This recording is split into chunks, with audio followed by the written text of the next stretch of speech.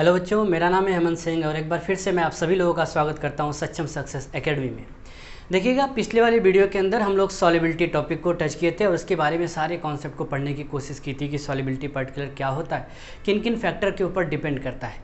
फिर हमने पर्टिकुलर आपसे कहा था कि सॉल्युबिलिटी टॉपिक के अंदर हम लोग दो चीज़ों को पढ़ेंगे, solubility of solid in a liquid and solubility of gas in a liquid, जिसके अंदर गैस इन ए लिक्विड के अंदर हेनरी लॉ को भी डिस्कस किया जाएगा। नहीं, solubility of solid in a liquid को पिछली वाले वीडियो के अंदर थोड़ा सा मैंने कॉन्सेप्ट बताया था आपको, डिसोल्यूशन क्या होता है, क्रिस्टलाइजेशन क्या होता है, और जब किसी सॉलिड सोल्यूट को आप किसी सोल्यूशन के अंदर या किसी लिक्विड के अंदर डालते हैं तो कौन कौन से फैक्टर होते हैं जो पर्टिकुलर एंडोथर्मिक, एक्सोथर्मिक, ये सारी बातें हम लोगों ने किया था।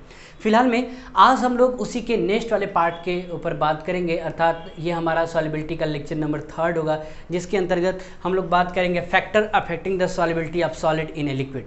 तो जब कभी भी सॉलिड सोल्यूट को आप लिक्विड सॉल्वेंट के अंदर मिलाते हैं तो कौन कौन से ऐसे फैक्टर होते हैं जो उसको प्रभावित करते हैं, नहीं उसमें घुलने के लिए मदद करते हैं या उसके विरुद्ध होते हैं, इन सारी चीज़ों को देखने का काम करेंगे। देखिएगा, सबसे पहले हम लोग 3 फैक्टर्स के बारे में बात करेंगे। सबसे पहला फैक्टर होगा हमारा nature of solute and solvent, solute and solvent का नेचर कैसा होना चाहिए। उसके अलावा हम लोग टेम्परेचर की बात करेंगे, यदि आप टेम्परेचर को बढ़ाएं या टेम्परेचर को घटाएं तब solubility of solid in liquid बढ़ती है घटती है, इसके बारे में।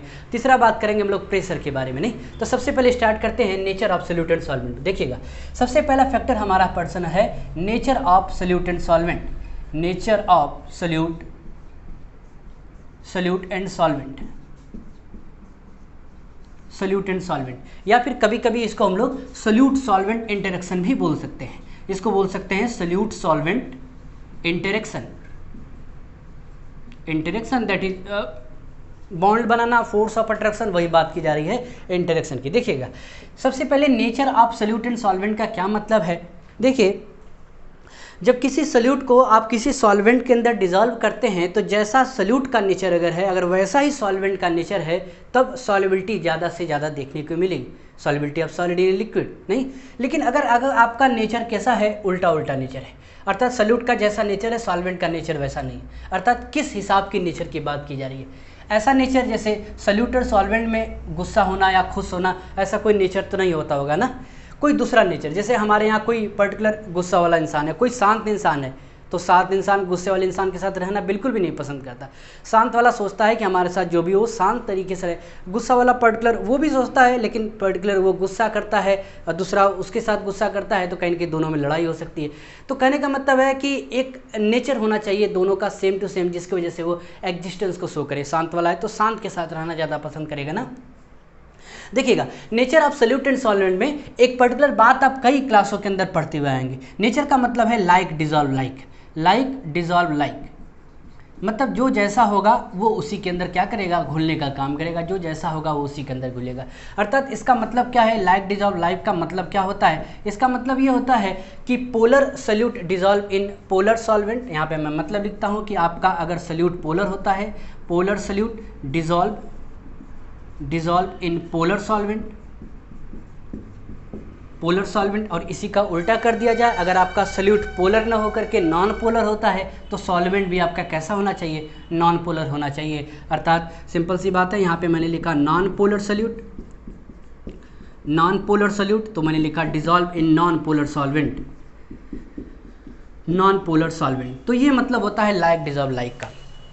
छोटी क्लासों के अंदर जब आप सॉल्यूशन चैप्टर पढ़े होंगे तो थोड़ा बहुत इसके बारे में पढ़े थे, लेकिन इसके अंदर हम लोग थोड़ा सा इसको समझने का काम करते हैं कि हम लोग क्या बोलने का काम कर रहे हैं। तो हमारा अगर सोल्यूट पोलर नेचर का है तो वो पोलर सॉल्वेंट होना चाहिए, तब अच्छे से सॉल्युबिलिटी होगी उसकी सॉलिड इन लिक्विड की।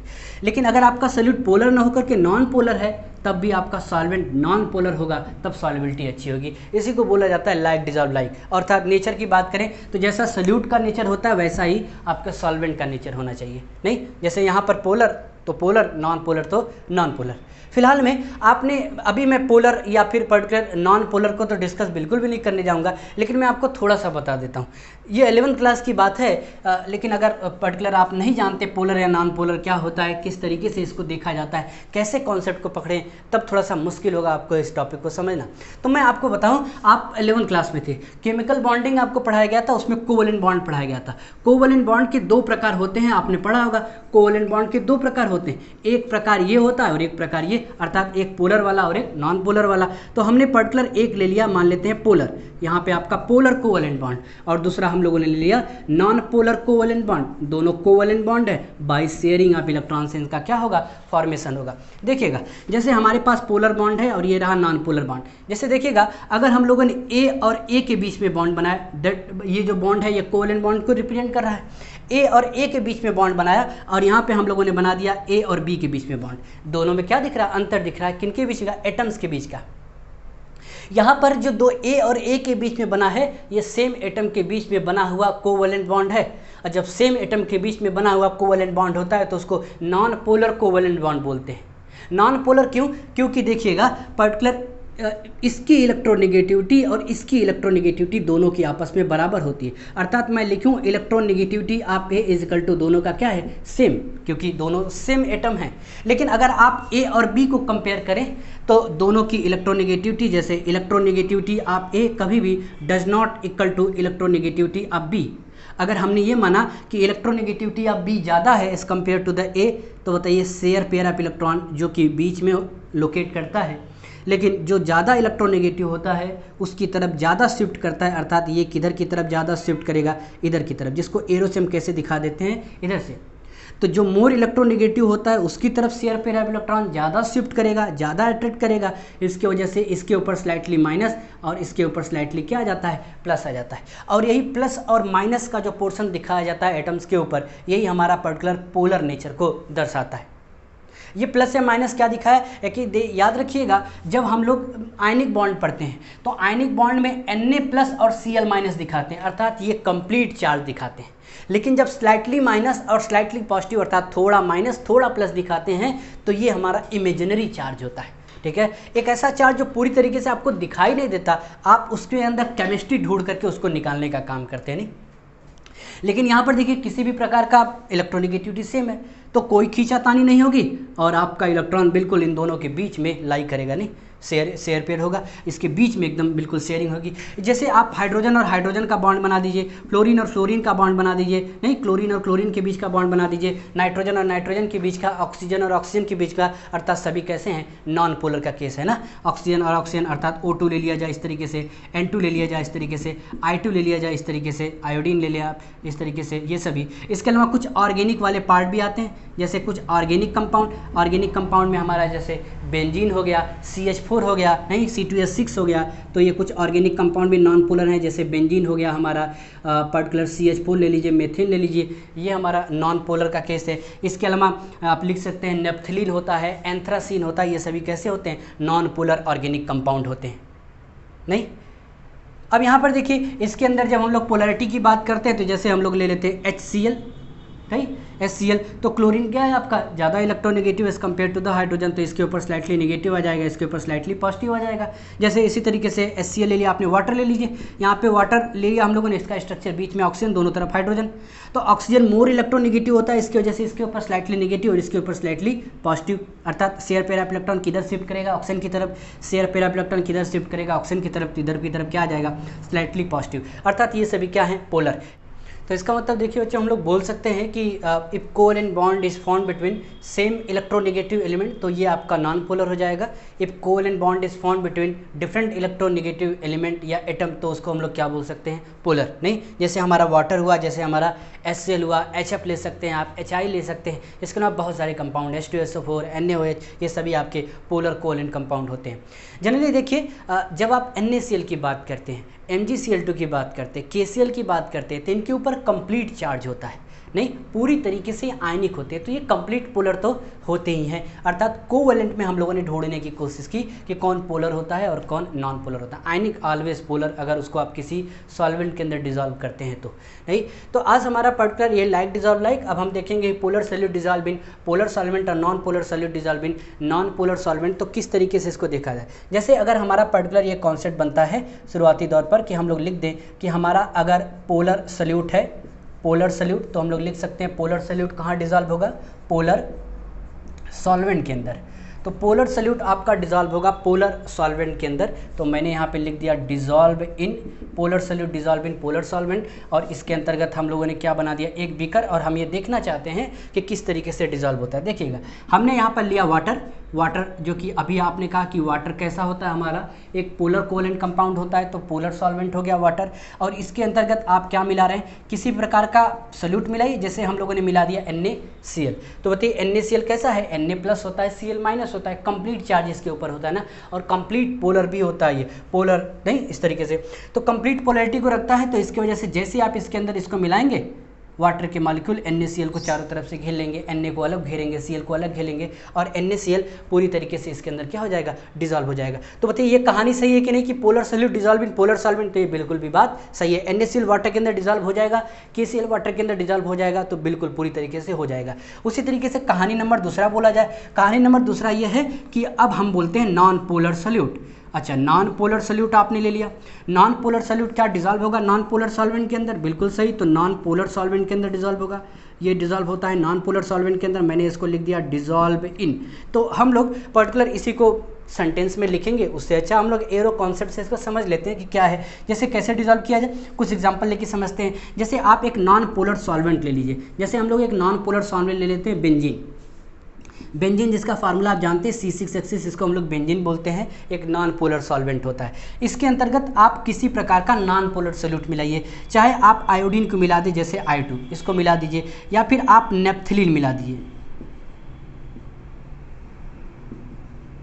नेप्थलीन, या फिर आप एंथ्रासीन मिला दीजिए, एंथ्रासीन, I2 मिला दीजिए, नेप्थलीन मिला दीजिए, एंथ्रासीन मिला दीजिए, या फिर किसी और अलग प्रकार का नॉन पोलर सॉल्यूट मिला दीजिए इसके अंदर। तो बताइए पूरी तरीके से घुलेगा कि नहीं, ये पूरी तरीके से क्या कर जाएगा, घुल जाएगा नहीं। नेप्थलीन अक्सर हम लोग देखते हैं कि टॉयलेट वगैरह में नेप्थलीन की गोली रखी होती है नहीं, और पर्टिकुलर हमारे यूरिन से वाटर ही जाता है, लेकिन देखिए बिल्कुल भी गलता नहीं। गलता कैसे है, वो अपना फ्रेगनेंस छोड़ता है, अर्थात वोलेटाइल कंपाउंड होता है, फ्रेगनेंस छोड़ता है पूरे बाथरूम के अंदर, अर्थात जैसे जैसे वो वेपर फेज में बदलता चला जाएगा तैसे तैसे खत्म होता है। ऐसा नहीं कि पानी के अंदर गया पूरी तरीके से डिजॉल्व हो गया, नहीं। तो वाटर के अंदर क्यों नहीं डिजॉल्व होता है जा करके, क्योंकि ये होता है नॉन पोलर और वाटर क्या होता है, पोलर, इस नाते वो डिजॉल्व नहीं होता ना। तो ये कहानी बताइए बिल्कुल हमारी क्या सही है कि non polar solute dissolve in non polar solvent. बात छोटी सी, इस नाते तेजी से बता रहे हैं नहीं। देखिएगा यहाँ पर हम लोग कुछ और भी बात कर लें, जैसे अगर हम लोग उल्टा लिखें, अर्थात आप ले लें पोलर सल्यूट, पोलर सल्यूट क्या डिजॉल्व होगा नॉन पोलर सल्यूट के अंदर, नॉन पोलर सॉल्वेंट के अंदर। तो सल्यूट आपका पोलर है और सॉल्वेंट आपका नॉन पोलर है, तो क्या डिजॉल्व होगा, तो बिल्कुल भी डिजॉल्व नहीं होगा। तो ये कहानी क्या होगी हमारी गलत। जैसे कहानी आपको कैसे बोलेगा, पोलर सल्यूट जैसे आपने NaCl लिया था तो NaCl ले लीजिए, और non polar solvent, non polar particular solvent जैसे हम लोगों ने बेंजीन लिया था तो C6H6 क्या ले लिया हम लोगों ने, बेंजीन ले लिया। तो कभी भी NaCl बेंजीन के अंदर नहीं घुल सकता, KCl बेंजीन के अंदर नहीं घुल सकता, क्योंकि लाइक डिजॉल्व लाइक को फॉलो करने वाली बात होती है। तो polar can not dissolve in non polar solvent, तो ये बिल्कुल भी कहानी क्या है हमारी गलत है, सेंटेंस क्या है बिल्कुल भी गलत है। उसी तरीके से एक कहानी इसी का उल्टा फिर से मैं लिखूं तो लिख सकता हूं कि पोलर की जगह नॉन पोलर लिखा जाए, पोलर की जगह कहीं आपको लिखा रहे non polar solute, non polar solute, और ये डिजॉल्व हो रहा है नॉन पोलर सल्यूट पर्टिकुलर, यहाँ नॉन पोलर लिखा तो यहाँ पे लिख देते पोलर सॉल्वेंट, पोलर सॉल्वेंट। तो कभी भी non polar solute polar solvent के अंदर क्या घुलेगा, बिल्कुल भी नहीं घुलेगा। अर्थात नॉन पोलर सल्यूट कौन सा हम लोगों ने ले लिया, नॉन पोलर सल्यूट आयोडीन ले लीजिए, नेप्थलीन लीजिए, एंथ्रासीन ले लीजिए, और इसको कहाँ मिलाएं, वाटर के अंदर। बिल्कुल इसी तरह बीकर बनाएंगे, और आयोडीन, नेप्थलीन, एंथ्रासीन को अगर आप कहाँ मिलाएं, वाटर के अंदर, जो कि एक प्रकार का पोलर सॉल्वेंट होता है, तो बिल्कुल भी उसके अंदर नहीं घुलेगा। अर्थात दो ही कहानी सही है। देखिए पोलर पोलर में घुलेगा, नॉन पोलर में घुलेगा, एरो के इधर सल्यूट और एरो के उधर सॉल्वेंट नहीं। और कुछ एग्जाम्पल इस तरीके से हम लोगों ने देखने का काम किया। देखिएगा इसके अलावा पर्टिकुलर ये हम लोगों ने पढ़ा कि भाई पोलर में घुल रहा है, नॉन पोलर में घुल रहा है। अब क्वेश्चन सिर्फ एक ही उठेगा कि क्यों नहीं, फील लेने वाली बात जो होती है केमिस्ट्री में, अगर आपने फील नहीं लिया तो ओवरऑल कॉन्सेप्ट जहन में बैठते नहीं, तो एक ही क्वेश्चन उठेगा कि ऐसा क्यों। तो आइए हम लोग क्या करते हैं, थोड़ा सा देखते हैं कि कॉन्सेप्ट बिहाइंड पर्टिकुलर कैसे पोलर में घुल जाता है, तो उस चीज़ को देखते हैं। देखिएगा चलिए बच्चों आइए नेक्स्ट देखते हैं concept behind polar dissolving polar. अर्थात पोलर को जब आप पोलर के अंदर घोलने का काम करते हैं तो किस तरीके से, उसका कॉन्सेप्ट क्या होता है कि पोलर पोलर के अंदर घुल जाता है। जैसे हम लोग पर्टिकुलर नमक लेते हैं घरों के अंदर, उसको पानी के अंदर घोलते हैं, तो नमक भी हमारा एक पोलर है सोल्यूट है, और जो हमारा वाटर है एक पोलर सॉल्वेंट है। तो कैसे घुल जाता है उसी को ये थोड़ा सा देख लेते हैं। कॉन्सेप्ट बिहाइंड, कैसा कॉन्सेप्ट होता है देखिए, जैसे हम लोगों ने माना कि हमारा ये NaCl है, NaCl, इसको हम लोग वाटर के अंदर घोलने का काम करते हैं। तो ये हमने ले लिया वाटर और इसके अंदर हम लोग NaCl को घोल रहे हैं। ये हमने लिया वाटर, ये बड़ा सा बीकर हमने बनाया और इसके अंतर्गत हमने ले लिया वाटर। देखिएगा इसको कैसे समझते हैं, अगर NaCl पर्टिकुलर पानी के अंदर जाता है तो सबसे शुरुआती दौर पर आप जानते हैं कि एक प्रकार के ये आयनिक कंपाउंड होते हैं, नहीं, प्लस और माइनस के इंटरेक्शन से जुड़े होते हैं।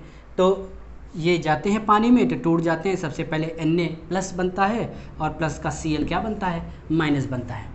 अब जैसे ही बनता है पानी के अंदर जाने के बाद Na+ और Cl-, तो सवाल यह उठता है कि पानी के अंदर अगर ये Na+ और Cl- पर्टिकुलर बने तो फिर से इनको अटैच हो जाना चाहिए।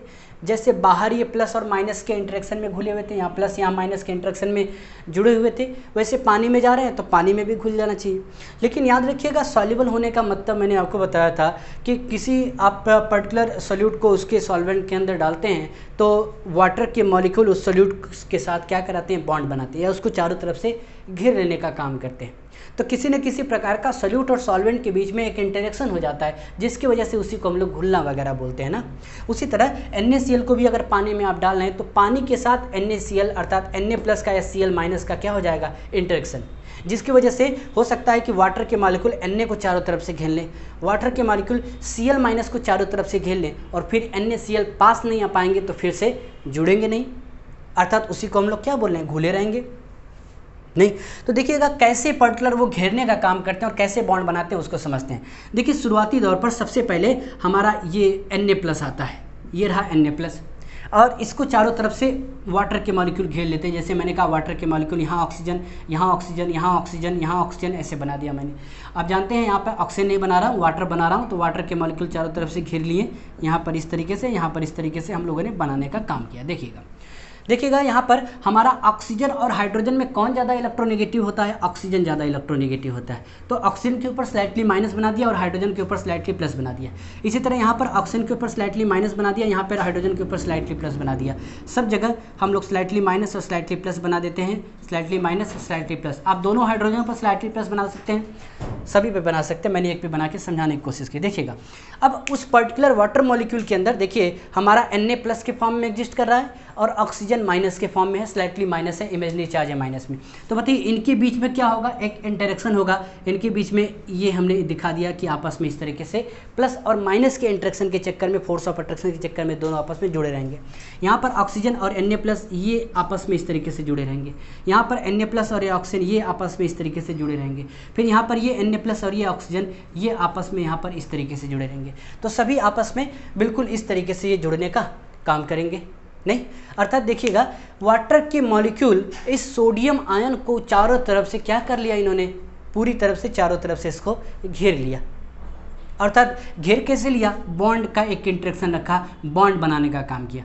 अलग बात है देखिए यहाँ पर ना ही आयनिक बॉन्ड बन रहा है ना ही किसी प्रकार का कोवैलेंट बॉन्ड बन रहा है, हम बोल सकते हैं कि एक फिजिकल बॉन्ड बन रहा है। फिजिकल बॉन्ड वो बॉन्ड होता है जिसके अंदर इलेक्ट्रॉन का इन्वॉल्वमेंट नहीं होता फिर भी बॉन्ड बन जाता है, और केमिकल बॉन्ड वो बॉन्ड होता है जिसमें इलेक्ट्रॉन के शेयरिंग, इलेक्ट्रॉन के ट्रांसफ़र अर्थात इलेक्ट्रॉन के इन्वॉल्वमेंट से बॉन्ड बनता है। तो यहाँ पर ना ही इलेक्ट्रॉन का लेन देन नहीं हुआ, ये एक प्रकार का फिजिकल बॉन्ड है, प्लस और माइनस का सिंपल इंटरेक्शन है नहीं। और वाटर के मॉलिक्यूल इस तरीके से सोडियम को अपने पास घेर लिए।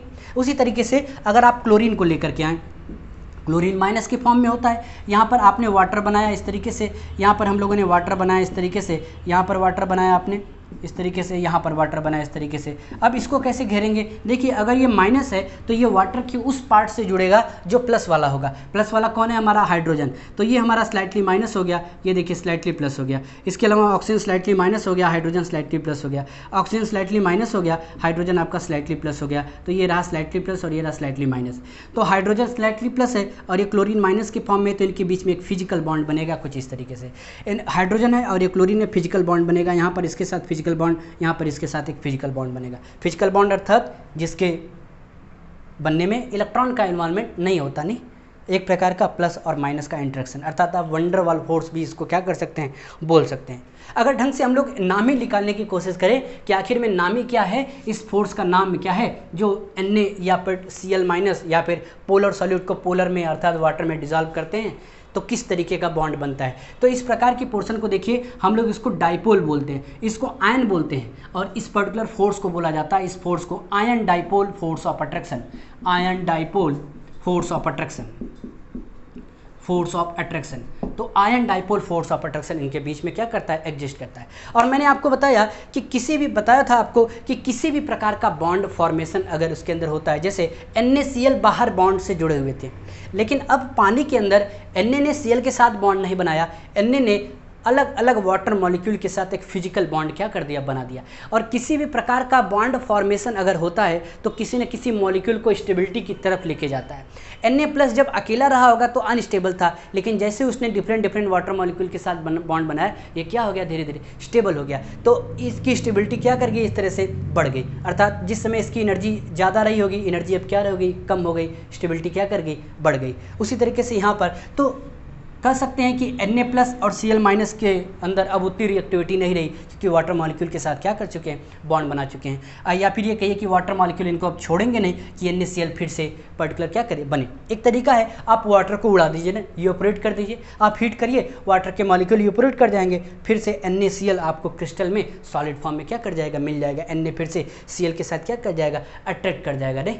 तो ये हमारा पर्टिकुलर पोर्शन होता है। ये क्या कॉन्सेप्ट होता है, पोलर जो है, पोलर के अंदर अगर डिजॉल्व होता है। जब नॉन पोलर की आप बात करेंगे तो नॉन पोलर के अंदर जैसे बेंजीन का आप स्ट्रक्चर बनाएंगे, उसके अंदर कोई प्लस और माइनस का इंटरेक्शन नहीं लिखा जाता, प्लस और माइनस नहीं बनाया जाता, ठीक है। आयोडीन ले लीजिए, I2 ले लीजिए, आयोडीन और आयोडीन सेम एटम के बीच में बना हुआ कोवेलेंट बॉन्ड है, तो उसके अंदर भी प्लस और माइनस नहीं आएगा। तो इस पर्टिकुलर पोर्शन पर हम लोग जैसे ही नॉन पोलर को इस पोलर के अंदर डिजॉल्व करेंगे तो वाटर तो पोलर रहेगा, उसके अंदर प्लस और माइनस तो रहेगा, लेकिन जो नॉन पोलर सॉल्यूट रहेगा उसके पास प्लस और माइनस नहीं रहेगा, तो इंटरेक्शन बनेगा नहीं, बॉन्ड क्या रहेगा, बनेगा नहीं इस तरीके से, नहीं। तो ये पर्टिकुलर हमारी इस तरीके से क्या हो गई, बात हो गई। चलिए आइए चलते हैं नेक्स्ट कॉन्सेप्ट की तरफ। तो देखिएगा बच्चों, नेक्स्ट कॉन्सेप्ट देखते हैं कि टेम्परेचर का क्या प्रभाव पड़ता है solubility of solid in a liquid के अंदर, नहीं, solubility of solid in a liquid पर। देखिए क्या लिखा हमने, the solubility of solid in a liquid increase या डिक्रीज, अर्थात सॉलिड किसी लिक्विड के अंदर जाए तो उसकी सॉल्युबिलिटी बढ़ भी सकती है और घट भी सकती है on increasing the temperature, temperature जब आप बढ़ाते हैं। ये डिपेंड करेगा कि सॉल्युबिलिटी प्रोसेस आपका कैसा है, नहीं। सॉल्युबिलिटी प्रोसेस कैसा है, पिछली वाली वीडियो के अंदर हम लोगों ने बात किया था कि आपका पर्टिकुलर जो डिजोल्यूशन प्रोसेस है, सॉरी सॉल्युबिलिटी की जगह डिजोल्यूशन लिख दीजिए, डिजोल्यूशन प्रोसेस आपका कैसा है। पिछली वाली वीडियो के अंदर हम लोगों ने बात किया था कि आपका डिजोल्यूशन प्रोसेस कैसा है। तो डिजोल्यूशन प्रोसेस हमारा होता है, डिजोल्यूशन प्रोसेस का मतलब किसी भी सॉल्यूट का सॉल्यूशन के अंदर जाकर के कंसंट्रेशन में बढ़ना ना। सॉल्यूट जब सॉल्वेंट के अंदर जाता है उसका कंसंट्रेशन बढ़ता है, उसी को हम लोग क्या बोलते हैं, dissolution process, multi step process होता है। तो डिजोल्यूशन प्रोसेस मैंने आपको बात किया था कि डिजोल्यूशन प्रोसेस हमारा एक्सोथर्मिक भी हो सकता है और एंडोथर्मिक भी हो सकता है। तो इसके बात के ऊपर डिपेंड करेगा कि डिजोल्यूशन प्रोसेस एक्सोथर्मिक है कि एंडोथर्मिक है। तब आप जब टेम्परेचर बढ़ाएंगे तो ये ध्यान रख के बढ़ाएंगे कि एक्सोथर्मिक है कि एंडोथर्मिक है, और टेम्परेचर के बढ़ाने पर बढ़ेगा कि घटेगा, ये प्रोसेस के ऊपर डिपेंड करेगा। तो डिजोल्यूशन प्रोसेस अगर आपका एंडोथर्मिक है तो इफ डिजोल्यूशन लिखा मैंने, if dissolution process is endo thermic, यहाँ पे लिख दिया if dissolution process exothermic, if dissolution process is exothermic,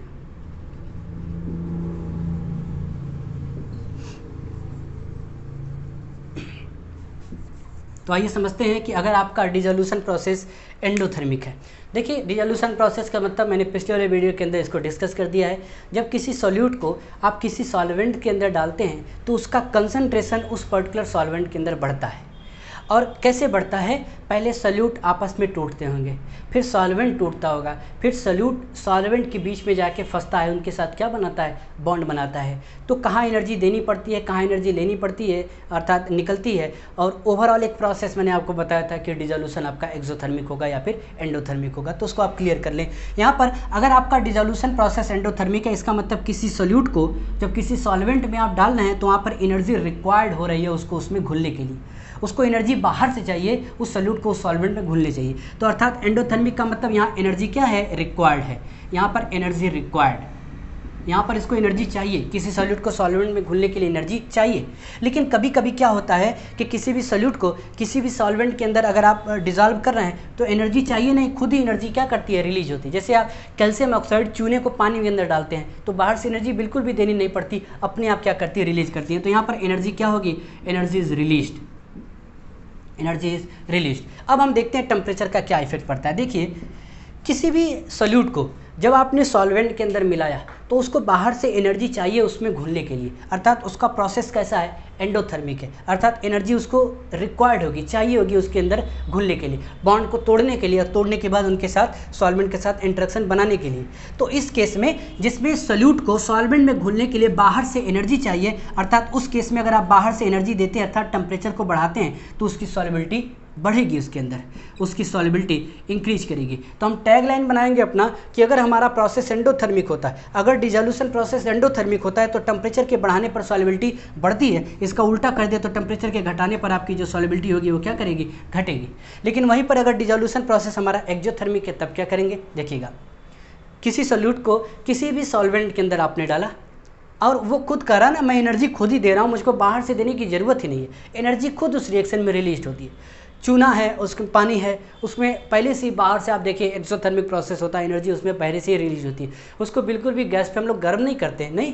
तो इस केस में जब आपका प्रोसेस हमारा एक्सोथर्मिक है तो उस केस में बाहर वो खुद ही एनर्जी दे रहा होता है, बाहर से यदि आप पर्टिकुलर एनर्जी देते हैं तो देने की जरूरत नहीं, खुद कहता है मैं एनर्जी दे रहा हूँ। अर्थात उस केस में अगर आप ज़बरदस्ती नहीं मैं एनर्जी दूंगा ही, टेम्परेचर को बढ़ाएंगे तो उसकी सॉल्युबिलिटी घटेगी, अर्थात बिल्कुल एंडोथर्मिक का क्या होगा, उल्टा होगा, उसकी सॉल्युबिलिटी क्या करेगी, घटेगी। और अगर आप टेम्परेचर को घटाएंगे तो सॉल्युबिलिटी बढ़ेगी, सॉल्युबिलिटी बढ़ेगी। टेम्परेचर को घटाने का मतलब अर्थात चूना है, पानी है, उसके अंदर एनर्जी रिलीज हो रही है तो उसको आप एटमॉस्फेयर के अंदर छोड़ दीजिए, नहीं ऐसा नहीं कि बंद कमरे के अंदर रख दिया या क्लोज्ड कंटेनर बना दिया तो उसका टेम्परेचर क्या करता रहेगा, बढ़ता रहेगा। उस केस में आप टेम्परेचर को घटाइए, उसकी जो एनर्जी रिलीज हो रही है उसको बाहर करते रहिए, सॉल्युबिलिटी क्या करती चलेगी, बढ़ती चली जाएगी। अर्थात दो टैगलाइन बनाएंगे, डिसोल्यूशन प्रोसेस हमारा अगर एंडोथर्मिक होता है तब और एक्सोथर्मिक होता है तब। एंडोथर्मिक होगा तो उसे एनर्जी चाहिए तो हम अगर एनर्जी देते हैं तो और घुलेगा, टेम्परेचर को बढ़ाएंगे सॉल्युबिलिटी बढ़ेगी, टेम्परेचर को घटाएंगे सॉल्युबिलिटी घटेगी।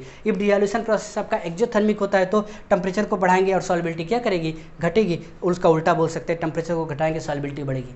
क्या हम ये बात अपने मन से बोल रहे हैं, बिल्कुल भी नहीं। 11th क्लास में आपने इक्विलिब्रियम चैप्टर पढ़ा होगा, वहाँ पर ली चैटलियर प्रिंसिपल पढ़ाया जाता है, अर्थात ली चैटलियर प्रिंसिपल आपको पढ़ाया जाता है, ली चैटलियर प्रिंसिपल। उस ली चैटलियर प्रिंसिपल में देखिए क्या बात कही जाती है, थोड़ा सा ये डिस्कस कर लेते हैं। अच्छा, जो भी हम लोग बात पढ़ते हैं ना उस सेचुरेटेड सोल्यूशन के स्टेज पे पढ़ते हैं, हम लोग जो सॉल्युबिलिटी डिस्कस भी करते हैं ना वो सेचुरेटेड सोल्यूशन के स्टेज पे करते हैं। और पिछले वाली वीडियो के अंदर मैंने आपको एक बात बताई थी कि सेचुरेटेड सोल्यूशन के स्टेज पर जब कभी भी आप सॉल्यूट को सॉल्वेंट के अंदर क्या करते हैं, सॉल्यूट को सॉल्वेंट के अंदर डिजॉल्व करते हैं। थोड़ा सा मैं छोटा लिखता हूँ, यहाँ पर मैंने लिख दिया नीचे की तरफ सॉल्यूट और ये प्लस लिख दिया मैंने सॉल्वेंट। सॉल्यूट को आपने डिजॉल्व किया, सॉल्वेंट के अंदर क्या बनेगा, सोल्यूशन। तो इनके बीच में एक इक्विलिब्रियम स्टेबलाइज हो जाता है, सोल्यूशन इनके बीच में एक इक्विलिब्रियम स्टेबलाइज हो जाता है ना। कुछ ये डिज़ॉल्व पार्ट होता था, ये अनडिज़ॉल्व पार्ट होता था, तो डिज़ॉल्व और अनडिज़ॉल्व पार्ट के बीच में एक इक्विलिब्रियम स्टेबलाइज हो जाता है। अब इस इक्विलिब्रियम पर हम लोग लगाते हैं ली चैटलियर प्रिंसिपल। ली चैटलियर प्रिंसिपल टेम्परेचर के प्रभाव के हिसाब से बात करता है कि अगर आप किसी रिएक्शन या कोई फिजिकल प्रोसेस या कोई केमिकल प्रोसेस है अगर वो इक्विलिब्रियम में होता है तो उस केस में अगर उस इक्विलिब्रियम को फॉरवर्ड या बैकवर्ड डायरेक्शन में आपको लेके जाना है तो टेम्परेचर को बढ़ाइए या घटाइए, लेकिन ये ध्यान रखते हुए कि फॉरवर्ड लेके जाना है कि बैकवर्ड लेके जाना है। अर्थात एक्सोथर्मिक प्रोसेस होगा तो कब किधर जाएगा और एंडोथर्मिक प्रोसेस होगा तब किधर जाएगा। जैसे मैं कहूँ अगर प्रोसेस एंडोथर्मिक होता है, एंडोथर्मिक अगर प्रोसेस होता है तो बताइए उसको हीट चाहिए, अर्थात ये रिएक्टेंट पार्ट में मान लूँ तो यहाँ पर हीट चाहिए उसको, सॉल्यूट को और तोड़ने के लिए, उसके बॉन्ड को तोड़ने के लिए, सॉल्वेंट के बॉन्ड को तोड़ने के लिए फिर आपस में इंटरमिक्सिंग हुई, तब क्या बनेगा सोल्यूशन। तो वहाँ पे उसको एनर्जी चाहिए। तो प्रोसेस अगर आपका एंडोथर्मिक होता है और उस केस में अगर आप टेम्परेचर को बढ़ाते हैं, सही क्या, प्रोसेस अगर आपका एंडोथर्मिक होता है उस केस में आप टेम्परेचर को अगर बढ़ाते हैं तो आपका जो इक्विलिब्रियम होगा वो फॉरवर्ड डायरेक्शन में जाएगा। एंडोथर्मिक प्रोसेस टेम्परेचर को बढ़ाएंगे, जैसे जैसे टेम्परेचर को बढ़ाएंगे सोल्यूट सॉल्वेंट के अंदर घुलता चला जाएगा, because it need energy to dissolve within the solvent, और वो कहाँ पर चला जाएगा, फॉरवर्ड डायरेक्शन में। लेकिन अगर प्रोसेस आपका एंडोथर्मिक ना होकर के एक्सोथर्मिक होता है, अर्थात सोल्यूशन जब बन रहा है तो उसके अंदर पहले से बहुत ज़्यादा हीट एनर्जी निकल रही है, उस केस में अगर आप टेम्परेचर को बढ़ाते हैं, उस केस में अगर हम लोग टेम्परेचर को बढ़ाएंगे तो हमारा पर्टिकुलर जो पोर्शन होगा वो आगे की तरफ नहीं बढ़ेगा, अर्थात पीछे की तरफ जाएगा, अर्थात बैकवर्ड डायरेक्शन में। जैसे देखिएगा यहाँ पर आप टेम्परेचर को क्या करेंगे, बढ़ाएंगे। ये एक्सोथर्मिक प्रोसेस है, इसका मतलब इसमें पहले से ही क्या निकल रही है, हीट निकल रही है, और पहले से हीट निकल रही है, बाहर से आप टेम्परेचर क्या किए पड़े, दे रहे हैं, और जब बाहर से आप पर्टिकुलर टेम्परेचर को देंगे तो आपका जो इक्विलिब्रियम होगा वो पर्टिकुलर बैकवर्ड डायरेक्शन में शिफ्ट होना स्टार्ट कर देगा, नहीं। और इसका एक सीधा सा पोर्शन ये समझिएगा कि जब एंडो है तो सोल्यूट टूटेगा, सॉल्वेंट टूटेगा, फिर सोल्यूट और सॉल्वेंट का आपस में इंटरमिक्सिंग होगा। तो सोल्यूट को तोड़ने के लिए या उसके बॉन्ड को तोड़ने के लिए बाहर से उसको एनर्जी चाहिए, नहीं तो आसानी से, क्योंकि किसी भी बॉन्ड को तोड़ने के लिए बॉन्ड डिसोसिएशन एनर्जी चाहिए होता है, तो उसी नाते सोल्यूट को तोड़ने के लिए बाहर से एनर्जी चाहिए। इस नाते ये रिक्वायर्ड कर रहा है एंडोथर्मिक प्रोसेस कि सोल्यूट सॉल्वेंट के अंदर तब घुलेगा जब एनर्जी चाहिए। लेकिन कुछ प्रोसेस ऐसे होते हैं जिसके अंतर्गत वो पहले से एनर्जी रिलीज होता है। अब पहले से एनर्जी कैसे रिलीज होगा समझिएगा, सोल्यूट और सॉल्वेंट है, अगर सोल्यूट की एफिनिटी सॉल्वेंट के साथ जुड़ने की बहुत तगड़ी है, बहुत ज़्यादा है, तो सोल्यूट अपने आप सॉल्वेंट से जुड़ेगा, बाहर से एनर्जी देने की जरूरत ही नहीं। सोल्यूट अपने आप सॉल्वेंट से क्या करेगा, जुड़ेगा, और बॉन्ड जो फॉर्मेशन होगा वो तगड़ा होगा, क्योंकि सोल्यूट चाह रहा है अपने से सॉल्वेंट से साथ जुड़ने के लिए। बॉन्ड फॉर्मेशन जितना ज़्यादा तगड़ा होगा उतना ज़्यादा हीट एनर्जी रिलीज होगी, क्योंकि बॉन्ड के फॉर्मेशन में एनर्जी रिलीज होती है। Bond formation is an exothermic process, और वो जो एक्सोथर्मिक पर्टिकुलर हमारा प्रोसेस है bond formation exothermic process, bond जितना ज़्यादा स्ट्रांग है हीट एनर्जी उतना ज़्यादा निकलेगी। तो एक्सोथर्मिक में हीट एनर्जी इसलिए निकलती है क्योंकि सॉल्यूट जो होता है वो सॉल्वेंट से बिल्कुल मिलना चाहता है और सोल्यूशन को बनाना चाहता है, अच्छा बॉन्ड फॉर्मेशन करना चाहता है। अब उस केस में पहले से एनर्जी रिलीज हो रही है, सोल्यूट सॉल्वेंट के साथ जुड़ चुका है। अब बाहर से अगर आप टेम्परेचर देंगे तो जुड़े हुए बॉन्ड को फिर से आप तोड़ने का काम करेंगे, और जैसे तोड़ने का काम करेंगे टेम्परेचर को बढ़ा के जो जुड़ा हुआ है सोल्यूशन फिर बैकवर्ड डायरेक्शन में आना स्टार्ट कर देगा, अर्थात सोल्यूट और सॉल्वेंट बनाएगा। तो कुछ इस तरीके से समझने का क्या करिएगा, इसको काम करिएगा कि लीच-लेयर प्रिंसिपल पर एंडोथर्मिक प्रोसेस होता है तो टेम्परेचर को अगर आप बढ़ाएंगे तो आपका जो इक्विलिब्रियम होगा वो फॉरवर्ड डायरेक्शन में शिफ्ट होगा। लीच-लेयर प्रिंसिपल के अनुसार अगर प्रोसेस एक्सोथर्मिक होता है तो टेम्परेचर को बढ़ाने पर आपका जो इक्विलिब्रियम होगा कहाँ पर होगा, वो बैकवर्ड डायरेक्शन में शिफ्ट करेगा। तो ये हमारा डिसोल्यूशन प्रोसेस एक्सोथर्मिक है कि एंडोथर्मिक है, इस केस में हम लोग डिस्कस किया। टेम्परेचर के बढ़ाने पर सॉल्युबिलिटी बढ़ेगी और टेम्परेचर के बढ़ाने पर यहाँ सॉल्युबिलिटी घटेगी। प्रोसेस कैसा होता है अगर एक्सोथर्मिक होता है तो। इसी तरीके से चलिए एक फैक्टर और बचा हमारा प्रेशर, उसको भी देख लेते हैं। तो देखिए बच्चों नेक्स्ट देखते हैं हम लोग factor affecting of solubility of solid liquid में प्रेशर का क्या इफेक्ट पड़ता है। देखिएगा जब आप सॉलिड इन लिक्विड की बात करते हैं कि सॉलिड लिक्विड के अंदर डिजॉल्व हो रहा है और उसमें आप प्रेशर को इंक्रीज करके, जैसे मैं आपसे कहूँ कि आपने सोल्यूशन बना लिया, वाटर ले लिया इस तरीके से, और आपने इसके अंदर नमक मिला दिया, मान लीजिए चीनी मिला दीजिए, नमक मिला दीजिए, इसके अंदर आपने नमक मिला दिया। अब आप ये सोच रहे हैं कि पर्टिकुलर इसकी सॉल्युबिलिटी प्रेशर के बढ़ाने पर बढ़ेगी, प्रेशर को आपने ऊपर से और इंक्रीज किया तो ये सॉल्युबिलिटी बढ़ जाएगी। देखिए प्रेशर का इफेक्ट सॉलिड या लिक्विड पर बिल्कुल भी नहीं पड़ता, क्योंकि आप सॉलिड ले लीजिए, कोई भी सॉलिड पार्टिकल ले लीजिए, आप प्रेशर लगा करके इसके वॉल्यूम को कम कर दीजिए, नहीं थोड़ा बहुत इसके स्ट्रक्चर में नहीं डिस्टॉर्शन होगा, स्ट्रक्चर इसका बदल सकता है थोड़ा बहुत, लेकिन आप ये कहें कि गैस की तरह हम इसको कंप्रेस कर सकते हैं, बिल्कुल भी नहीं। तो हमारा जो लिक्विड होता है और सॉलिड होता है बोथ आर इनकम्प्रेसिबल, नहीं अर्थात पूरी तरीके से कंप्रेस नहीं हो सकते ये। जैसे हमारा गैस जो होता है वो तो इधर उधर उड़ता रहता है, अर्थात इनके बीच में स्पेस भी होता है, इनके बीच में इस तरह से स्पेस, तो इसको आप अगर ऊपर से नीचे प्रेशर डालेंगे तो ये इस गैस और इस गैस की जो बीच की दूरी है ये हो जाएगी कम, अर्थात ये गैस भी इसके पास आ जाएगा और गैस पास आ जाएंगे तो उसी को बोलते हैं भाई गैस तो कंप्रेसिबल है, नहीं। लेकिन उसी केस में अगर आप सॉलिड को लेंगे तो ये सॉलिड के पार्टिकल खुद ही आपस में क्या रहते हैं, इस तरह से चिपके रहते हैं। जैसे हमारा आयरन का रॉड ले लीजिए, Fe इस तरीके से आपस में इस तरीके से अटैच्ड है। सभी अटैच्ड हैं आपस में, एक स्ट्रॉन्ग मेटेलिक बॉन्ड से अटैच्ड होते हैं, तो ऊपर से आप प्रेशर लगा करके इसको कंप्रेस ट्राई कर सकते हैं। इसके स्ट्रक्चर में थोड़ा बहुत डिस्टॉर्शन कर सकते हैं, डिफॉर्म हो जाएगा थोड़ा बहुत, लेकिन आप गैस की तरह इसको कंप्रेस नहीं कर सकते क्योंकि पर्टिकुलर इनके बीच की जो स्पेस होती है वो ज़्यादा नहीं होती ना, गैस की तरह बहुत ही कम स्पेस होती है और आपस में स्ट्रॉन्ग मेटेलिक बॉन्ड के जरिए से जुड़े रहते हैं। उसी तरह लिक्विड के फॉर्म में भी है, लिक्विड के बीच का भी स्पेस क्या होता है, कम, और फोर्स ऑफ अट्रैक्शन स्पेस के ऊपर डिपेंड करता है, लेंथ के ऊपर डिपेंड करता है। नहीं, गैस और गैस एक दूसरे से दूर होते हैं, फोर्स ऑफ अट्रैक्शन कम होता है। सॉलिड एक दूसरे के पास होते हैं, फोर्स ऑफ अट्रैक्शन ज़्यादा, अर्थात bond length come, force of attraction ज़्यादा। नहीं, कोवैलेंट बॉन्ड की बात है। अर्थात हम लोग क्या बोल सकते हैं कि हमारा जो सॉलिड होता है एंड हमारा जो लिक्विड होता है, क्योंकि दोनों अर्थात सॉल्यूट होगा और ये सॉल्वेंट होगा, दोनों क्या है, इनकम्प्रेसिबल, दोनों क्या है, इनकम्प्रेसिबल। तो इनकम्प्रेसिबल होने की वजह से there is no effect of pressure on the solubility. आप क्या लिख सकते हैं, both solid and liquid are incompressible, due to this there is no effect of pressure on the solubility of solid in liquid. Solubility को solid के liquid में, solubility of solid को liquid में घोलेंगे और प्रेशर को इंक्रीज करेंगे या डिक्रीज करेंगे तो उसकी सॉलिबिलिटी पर कोई फर्क नहीं पड़ेगा, अर्थात जो वैल्यू आएगी हमारी मैथमेटिकल वैल्यू सॉलिबिलिटी की वो कांस्टेंट रहेगी। देखिएगा, ये तो हम लोगों ने फैक्टर पढ़ा, solubility of solid and liquid, nature of solute and solvent, polar किसके अंदर डिजॉल्व होगा, पोलर के अंदर, नॉन पोलर किसके अंदर, नॉन पोलर के अंदर डिजॉल्व होगा। हमने पढ़ा हमारा कोवैलेंट बॉन्ड दो तरीके का, पोलर नॉन पोलर, ये सारी चीज़ें। उसके अलावा टेम्परेचर में ली चैटलेट प्रिंसिपल, टेम्परेचर को बढ़ाएंगे तब सॉलिबिलिटी बढ़ेगा या घटेगा, इसके ऊपर बात किया कि एक प्रोसेस अगर आपका एंडोथर्मिक होता है तो टेम्परेचर के बढ़ाने पर सॉलिबिलिटी बढ़ेगी, एक्सोथर्मिक होता है तो टेम्परेचर के बढ़ाने पर सॉलिबिलिटी घटेगी, अर्थात ली चैटलेट प्रिंसिपल के थ्रू देखने का हम लोगों ने क्या किया, काम किया इसको। नहीं, इसके अलावा हम लोगों ने प्रेशर, तो प्रेशर का कोई भी इफेक्ट इसके ऊपर नहीं पड़ेगा। इसके अलावा बोर्ड लेवल पर कुछ क्वेश्चन पूछे जाते हैं, जैसे देखिए कैसे पूछे जाते हैं, कहा जाता है कि when sugar dissolve in a liquid then cooling takes place. जब आप शुगर को लिक्विड के अंदर डिजॉल्व करते हैं देन कूलिंग टेक्स प्लेस, थोड़ा बहुत ठंडापन आ जाता है ग्लास के चारों तरफ। नहीं, अब पूछता है कि अगर ऐसी फिनोमेना हो रही है तो what is the effect of on increasing the temperature, temperature को बढ़ाएंगे तब क्या इफेक्ट पड़ेगा। तो सोचिए, शुगर को पानी में मिलाया, कूलिंग हो रही है, इसका मतलब जब शुगर पानी के अंदर जा रहा है तो दे रिक्वायर्ड एनर्जी, नहीं, उसको एनर्जी चाहिए। अब आप गैस के अंदर तो नहीं चढ़ाएं उसको ना, उसने जो पानी और ग्लास की जो एनर्जी थी, पानी की जो एनर्जी थी और सराउंडिंग की जो एनर्जी थी, उसी को क्या कर ले लिया, जिसकी वजह से हमारा वाटर थोड़ा बहुत ठंडा हो गया, कूल हो गया। नहीं, तो इसका मतलब उसको एनर्जी चाहिए। प्रोसेस कैसा है, एंडोथर्मिक। अब करा टेम्परेचर बढ़ाए तो क्या होगा, टेम्परेचर को बढ़ाएंगे तो चीनी और पानी के अंदर घुलेगी, अर्थात टेम्परेचर के बढ़ाने पर शुगर की वाटर के अंदर सॉल्युबिलिटी बढ़ती है। फिर क्वेश्चन पूछता हमसे कि हमारा पर्टिकुलर कैल्शियम ऑक्साइड है, उसको आपने कहाँ डाला, पानी के अंदर डाला।